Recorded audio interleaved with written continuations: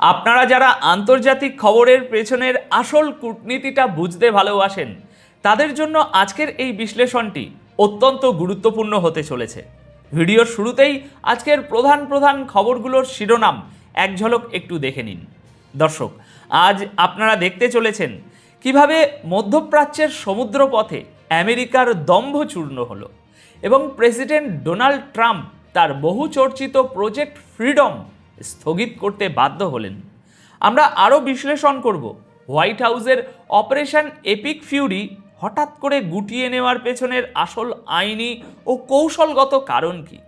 সেই সাথে থাকছে সবচেয়ে বড় জিওপলিটিক্যাল শিফট, বেইজিংয়ে গতকাল ইরান ও চীনের পররাষ্ট্রমন্ত্রীদের হাই প্রোফাইল বৈঠক, যেখানে চীন সরাসরি আমেরিকা ও ইসরায়েলের বিরুদ্ধে গিয়ে ইরানকে খোলাখুলি সমর্থন দিয়েছে এবং একটি চরম সতর্কবার্তা ছুড়ে দিয়েছে।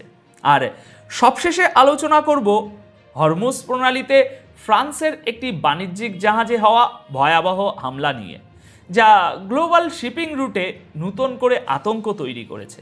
আজ 7ই মে 2026 তারিখের এই বৈশ্বিক প্রেক্ষাপটে দাঁড়িয়ে আমরা এই প্রতিটি খবরের শুধু উপরের আবরণ নয়, বরং এর ভেতরের আসল রাজনীতি নিয়ে একদম প্র্যাকটিক্যাল আলোচনা করব। দেখুন দর্শক, মধ্যপ্রাচ্যের সমুদ্রপথে আমেরিকার প্রেসিডেন্ট ডোনাল্ড ট্রাম্পকে শেষ পর্যন্ত নিজের পদক্ষেপ থেকে পিছু হটতেই হলো। আজকের সবচেয়ে বড় খবরটি হলো ইরানের সামরিক কৌশলের কাছে এক প্রকার মাথা নত করে ট্রাম্প হরমুজ প্রণালীতে জোরপূর্বক প্রবেশের যে পরিকল্পনা করেছিলেন সেই প্রজেক্ট ফ্রিডম আপাতত স্থগিত করার ঘোষণা দিয়েছেন।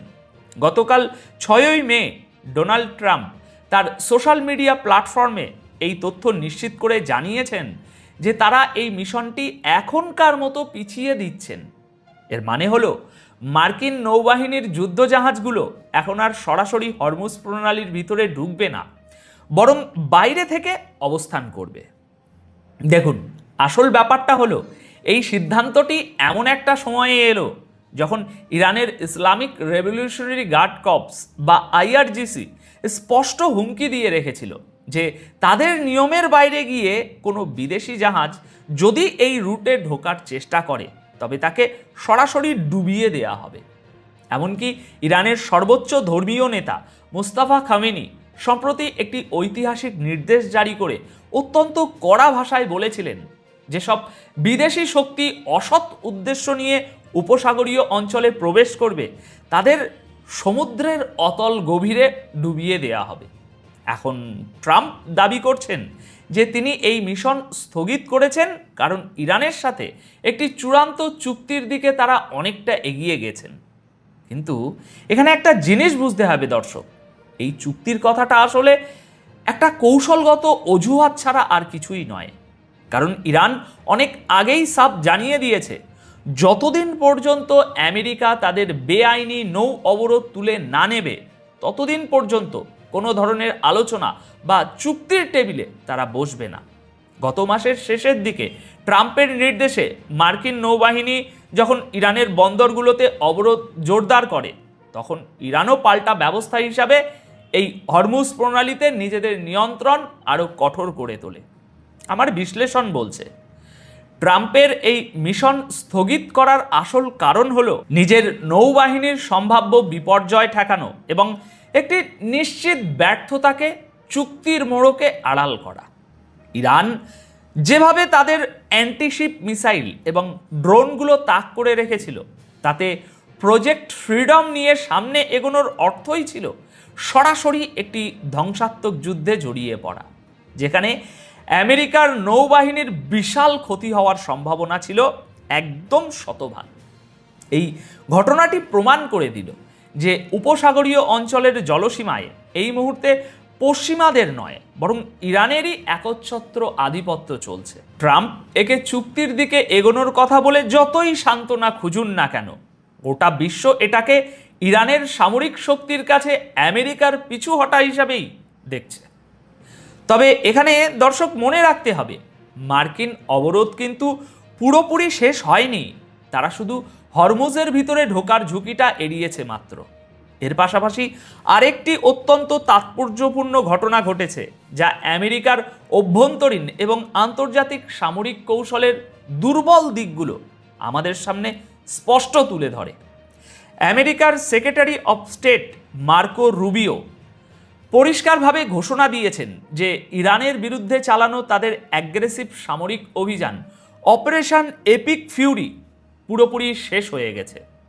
হোয়াইট হাউসে সাংবাদিকদের সাথে আলাপকালে রুবিও এই ঘোষণা দেন এবং জানান যে এই মিশনটির বর্তমান পর্যায়ে সম্পন্ন হয়েছে এবং মার্কিন কংগ্রেসকেও এই বিষয়ে আনুষ্ঠানিকভাবে জানিয়ে দেয়া হয়েছে।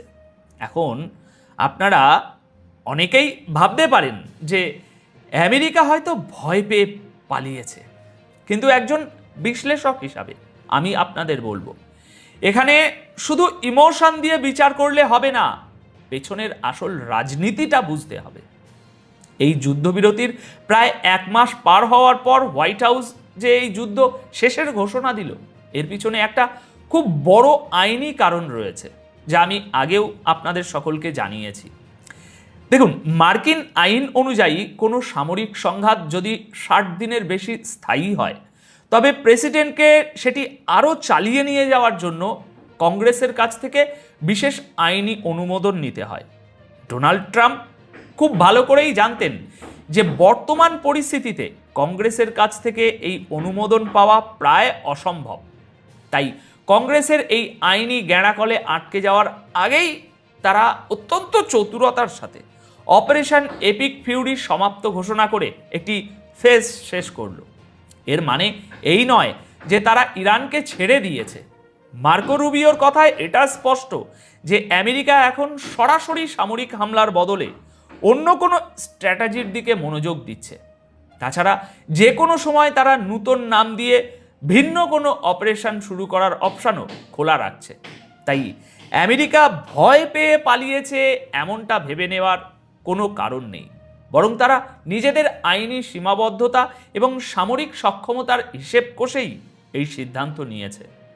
তবে এই সিদ্ধান্ত এটাও প্রমাণ করে যে আমেরিকার পক্ষে এখন আর চাইলেই মধ্যপ্রাচ্যে মাসের পর মাস লম্বা এবং ব্যয়বহুল যুদ্ধ চালিয়ে যাওয়া সম্ভব নয়। আক্রমণাত্মক অভিযান আপাতত বন্ধ থাকলেও ইরানের বিরুদ্ধে তাদের নৌ অবরোধ কিন্তু ঠিকই জারি রয়েছে, যা এই অঞ্চলের পরিস্থিতিকে এখনো অত্যন্ত নাজুক করে রেখেছে। এবার আসুন আজকের সবচেয়ে বড় জিওপলিটিক্যাল শিফট নিয়ে কথা বলি, যা পশ্চিমা বিশ্বের ঘুম হারাম করার মতো একটা খবর। মধ্যপ্রাচ্যের এই চরম উত্তেজনাকর পরিস্থিতির মধ্যে চীন এবার সমস্ত রাগঢাক সরিয়ে সরাসরি এবং খোলাখুলিভাবে ইরানের পাশে এসে দাঁড়িয়েছে। গতকাল 6ই মে ইরানের পররাষ্ট্রমন্ত্রী আব্বাস আরাগাচি বেইজিংয়ে পৌঁছান এবং চীনের শীর্ষ কূটনৈতিক ও পররাষ্ট্রমন্ত্রী ওয়াং ইর সাথে একটা অত্যন্ত গুরুত্বপূর্ণ বৈঠক করেন। এই বৈঠকের পর চীন যে ভাষায় কথা বলেছে তা আন্তর্জাতিক কূটনীতিতে রীতিমতো ভূমিকম্প তৈরি করেছে।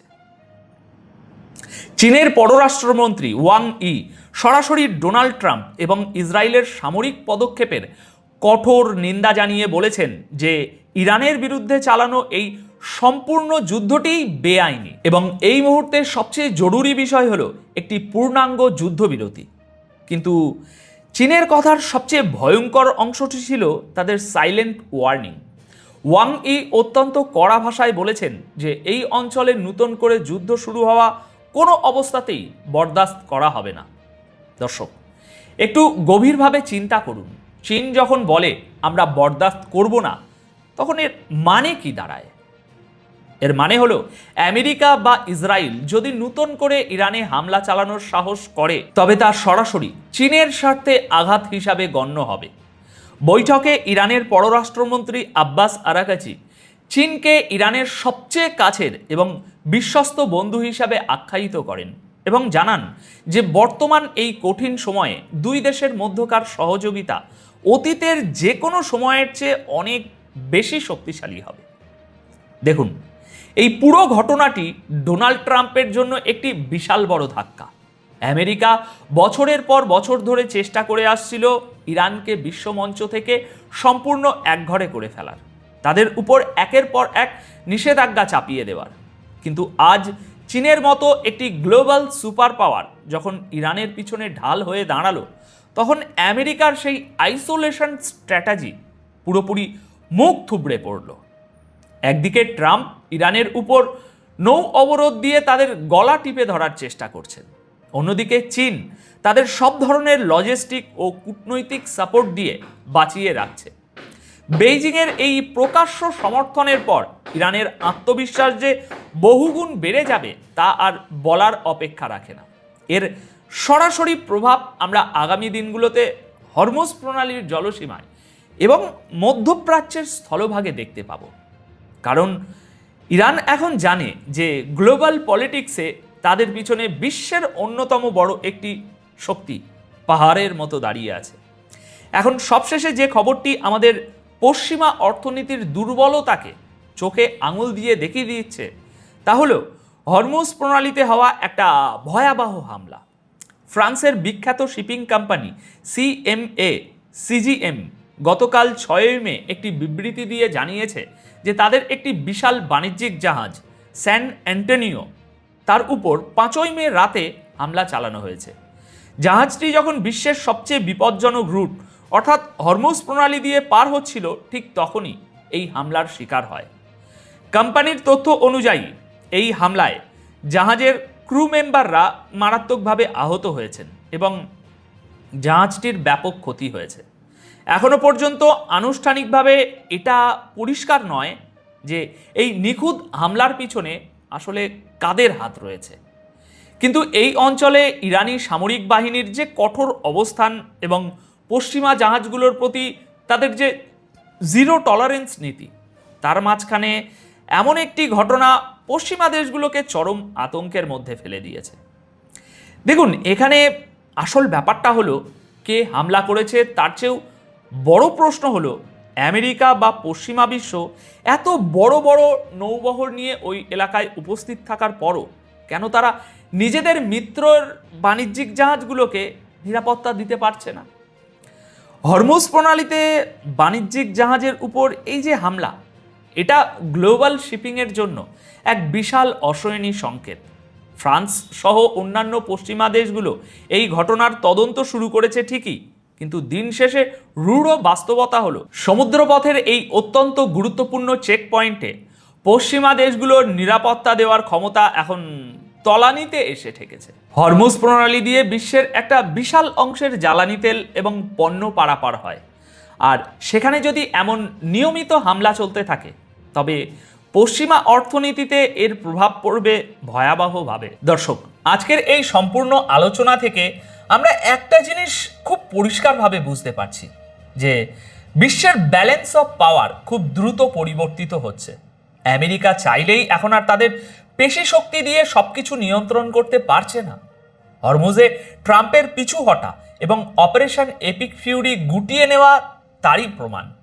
অন্যদিকে চীন এবং ইরানের এই নূতন মেরুকরণ পশ্চিমা বিশ্বের একাধিপত্যের কফিনে শেষ পেরেক ঠুকে দিচ্ছে কিনা সেটাই এখন দেখার বিষয়।